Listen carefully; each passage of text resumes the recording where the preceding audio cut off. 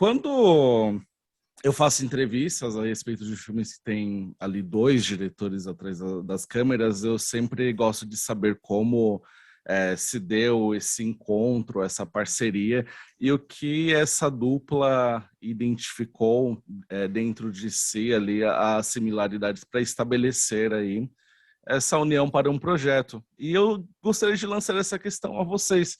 Embora eu acredite que Virar Mar seja muito um filme que às vezes a união se dá muito por divergências, como vemos a partir dessas duas perspectivas que são contempladas, prestigiadas dentro da história. Então, se vocês pudessem comentar a respeito disso. Vai, filho. Acho que, em princípio, como o filme é sobre duas regiões bastante diferentes e quase opostas, né? E duas perspectivas, de certa forma, então, para nós, acho que foi natural fazer esse filme a dois, e contribuindo também duas perspectivas de duas realidades diferentes, né? Ou até mais perspectivas, abrindo para outras pessoas também, né? E, tecnicamente, não sei, eu fiz um doutorado sobre economia ambiental, sobre gestão de recursos hídricos, anos atrás, 20 anos atrás, e desde então eu estava com a ideia de fazer um filme sobre água de uma forma mais aberta, mais filosófica, mais artística. E, em algum momento, o Danilo e eu, que somos amigos há mais de 20 anos, nos conhecemos desde que ninguém dos dois ainda estava trabalhando com cinema. E agora os dois fazendo cinema, a gente trocando ideias, surgiu a ideia de fazer esse projeto nessas duas realidades diferentes em conjunto, e acho que nisso a gente tem uma forma muito similar de ver o cinema e trabalhar com cinema. Então, o interessante, acho que para a gente foi isso, de juntar nossas forças para retratar essas duas realidades diferentes. É isso. Eu acho que a premissa também era de ter duas, da gente fazer os dois assim também era para a gente ter dois olhares sobre essas questões dos dois países, né? Sempre ter um olhar de encantamento e um olhar com mais, vamos dizer, com mais vivência nesse lugar, para um quebrar um pouco do outro, né? O encantamento quebra um pouco a vivência, que é naturalizada, e o pé no chão quebra um pouco o encantamento de uma coisa que já é um clichê, uma coisa assim, sabe? Então, esse também era um desejo de se fazer assim os dois. Mais ou menos isso. O Felipe antecipou um ponto que faz parte da minha segunda questão, que é a respeito de como uma tese acadêmica ganhou formas depois como esse projeto cinematográfico. Eu tenho muito interesse em saber a gênese, o momento em que em que existe essa conversão.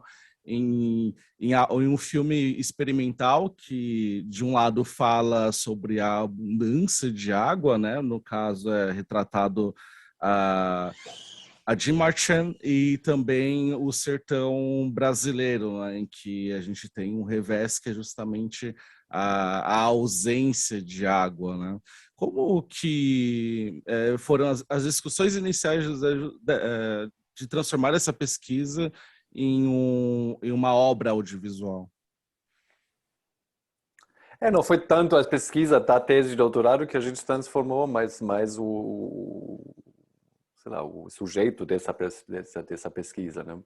Porque na perspectiva que também foi um processo muito, na pesquisa do doutorado que eu fiz, isso foi muito interessante porque eu pesquisei tudo, basicamente, né? E passei 5 anos pesquisando, viajando no Brasil, descobrindo coisas. Então, nesse estilo, foi muito parecida com a forma como a gente concebeu esse filme, né?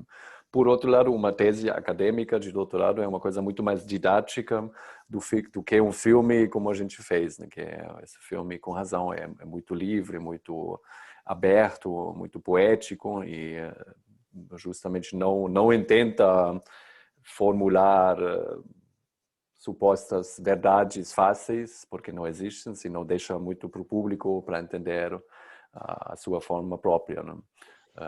Então foi mais um pouco esse desejo de fazer uma coisa mais artística, mais filosófica, mais aberta, de um tema que eu tinha abordado de outra forma antes, né? Sim.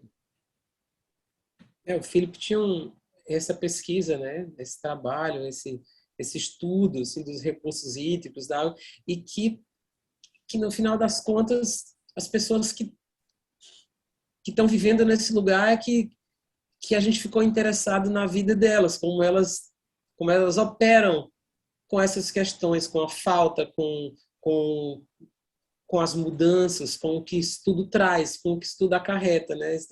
Para mim foi o que o processo de estudo do Philip trouxe, assim. E a gente saiu em viagem. Em 2013, a gente começou pelo sertão, de jipe, andando, visitando algumas pessoas, vivendo com elas, ficando e entendendo um pouco.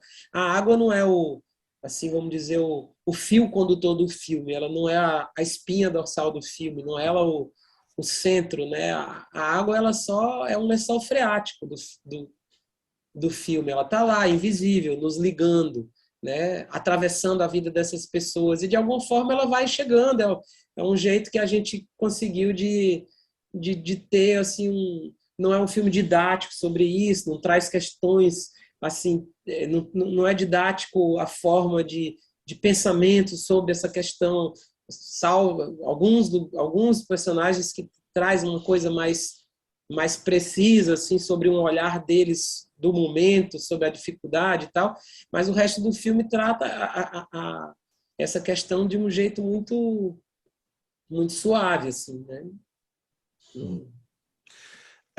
A minha outra questão é como que foi estabelecer um diálogo entre perspectivas dentro de culturas tão distintas, né, quanto a europeia e a brasileira.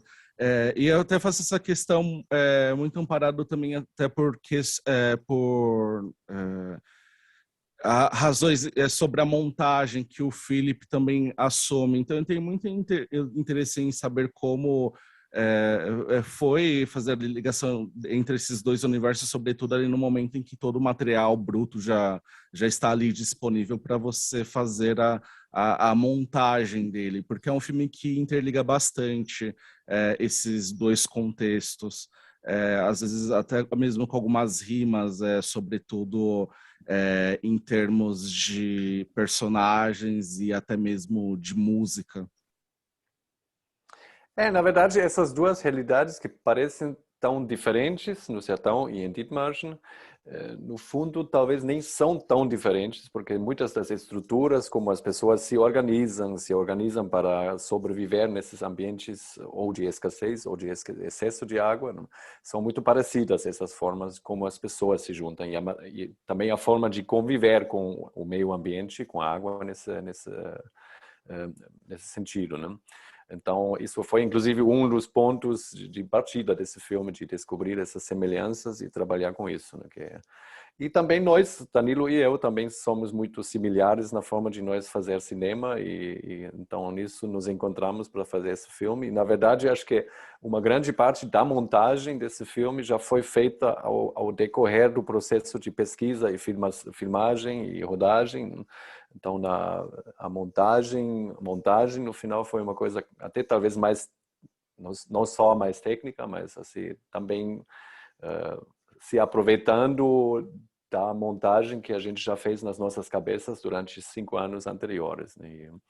E também na montagem como processo, que foi um processo que durou 1 ano, que eu fiz basicamente aqui na Alemanha junto com um dramaturgo, e de vez em quando também, óbvio, trocando ideia com Danilo, que ele viu versões que a gente tinha montado, comentava e tal, né? E nisso a gente reorganizou, de certa forma, todo esse material que a gente juntou durante 5 anos, mas também se aproveitou de várias conexões que a gente já tinha estabelecido ao conceber e ao filmar essas coisas. Uma outra questão em que eu gostaria de fazer em relação às divergências de visões que vemos no filme e até mesmo algumas proximidades é sobre choques culturais, porque eu imagino que vocês já tiveram a oportunidade de apresentar Virar Mar em festivais antes desse lançamento no circuito aqui do Brasil, pela Sessão Vitrine. E eu tenho muita curiosidade de saber em relação à percepção que vocês têm Primeiro, em relação ao público, sobre os choques culturais que são estabelecidos, e também gostaria de saber da perspectiva que vocês têm também sobre choques culturais, dentro da própria parceria que vocês estabelecem, porque me chama muita atenção alguns aspectos do filme, como, por exemplo, a maneira como a religião, o credo é abordado dentro dessas culturas específicas, e até me pergunto se foi surpreendente para vocês durante essa parceria justamente esses estranhamentos culturais, esses choques culturais, se isso de certa forma aconteceu entre vocês no processo tanto de captação do material quanto também da montagem dele. Falando um pouco sobre essa coisa, você trouxe o Jesus, por exemplo, né? Essa coisa de cair na religiosidade, entrar nesse... Alguma coisa da religiosidade, ela foi como na vida real, elas vão chegando assim, a gente se depara com pessoas, com pastores, com pregações, com não sei o quê, com assim, eu não sou um religioso, eu nasci numa família que é católica, mas assim, fui batizado, fui crismado, não sou um praticante, não sei o quê, não tenho eu tive uma companheira, mas não casei, então assim, não pratico dessa forma, mas a gente está sempre sendo colocado nessas situações, frente a uma religiosidade, frente a uma crença, frente a E aí, essa coisa do Jesus, a gente conheceu o Garcia, que é esse personagem, que também é ator de teatro popular, nem era ator, ele entrou para ser um voluntário, ele passou 15 anos sendo o personagem Jesus de uma Paixão de Cristo. E isso chamou muita atenção da gente, esse cara que é na vida real, ele inclusive algumas pessoas chamam de Jesus, não sei o quê, e ele incorporava um pouco esse personagem, assim, tinha essa coisa dele carregar esse Jesus da Paixão de Cristo. E essa cena chegou muito por essa questão, assim, não foi porque a gente quis tocar. Então, assim, a gente quis, inclusive, fazer com que ela fosse mais engraçada e inverter os papéis. Um Jesus que não caminha sobre as águas, ele não caminha, ele afunda nas águas. Assim, a gente está tão fodido nesse país, nesse mundo, que Jesus afunda, sabe? Assim, até Jesus afunda nessas águas que, para nós, as águas são as vidas, né? As águas vão rolar, né? Nós estamos nessas águas, a forma de tratar a água é a vida é como a água atravessa a vida dessas pessoas. Então, essa religiosidade entrou aí de uma forma meio assim, por esse lado de vida, um questionamento que resvala aí nessa questão da água, porque o que ele fala sério, né? Ele diz aquela coisa, sério, meu filho, ninguém mais consegue. Mas isso é uma brincadeira e a gente está ali, um tom de tá junto tudo, né? E aí vai para um outro lado, na Europa, na Alemanha, a gente tem a questão da música que você falou, os órgãos de tubo, eles estão em igrejas evangélicas. A Igreja Católica nunca adotou isso, não tem órgão de tubo numa igreja católica. Então, assim, mas está misturada, a gente está junto ali. Né? Eu acho que é isso, né, Filipe? Não tem igreja católica não, mas a religião é muito grande, acho que até nem ouso falar sobre isso. Mas tem esses, eu não sei. Sim, não, tem órgãos de tubo, tem nas duas formas, católicas tem, aqui também tem órgão de tubo. Aqui no Brasil, né? Igreja evangélica, aqui também é igreja protestante, não é as setas evangélicas que tem no Brasil. Mas esse tema é muito complicado. Eu só queria mais assim, complementando o que você acaba de falar sobre a nossa abordagem da religião, a religiosidade, que é uma forma lúdica, né, com Jesus, com tudo isso que a gente incluiu. Um anjo que anda andando por aí, né? Então essas coisas é uma forma lúdica nossa de abordar esse tema da religião, os aspectos da água ligados à religião, né? como o filme todo, eu acho que tem uma forma bastante lúdica de juntar até essas duas regiões. E eu, por isso, perguntei pela definição de choque cultural, que eu espero que esse filme não transmita a sensação de choque cultural, senão ao contrário. Ou seja, para a gente, acho que foi uma coisa... Não tem um choque lá, claro, tem duas realidades hídricas bastante diferentes, e talvez dois fundos e duas culturas bastante diferentes, mas ao mesmo tempo são as pessoas que conectam as partes desse filme, e são as pessoas que são o tema do filme, e acho que nisso é uma coisa que justamente não é um choque cultural, sino como a gente trabalhou juntos com duas ideias similares de fazer cinema. As pessoas que são retratadas nesse filme também têm muito mais em comum do que os separa. E a percepção do público, que você perguntou, é outra pergunta. Infelizmente, esse filme, a estreia no festival foi final de 2020, num pequeno intervalo entre pandemia e pandemia. E depois o filme foi para alguns festivais. A maioria desses festivais foi online, então a gente nem teve muita reação do público. Nos dois festivais que eu pude acompanhar o filme, infelizmente também só eu, sozinho, a gente até agora nunca apresentou, nem viu o filme juntos, por causa dessa pandemia. Enfim, mas em Hamburgo, na estreia do circuito de festivais aqui, as reações que pelo menos as pessoas que me falaram, eu tive a impressão que as pessoas gostaram muito justamente dessa maneira livre, aberta do filme, de não te indoctrinar com alguma mensagem, senão te deixar espaço nesse experimento lúdico e filosófico e poético e muito mais, de você descobrir seu próprio filme nisso. Mas, infelizmente, muita reação do público a gente não obteve ainda. Por isso, acho que estamos muito curiosos por esse lançamento no cinema e no Brasil, porque tomara que aí nos cheguem algumas reações do público, né? Que imagino que seja muito diferente, porque o filme tende a suscitar impressões muito diversas, né? Danilo e Felipe, muito obrigado pela disponibilidade. Eu espero que no futuro próximo vocês tenham oportunidade de se reencontrarem.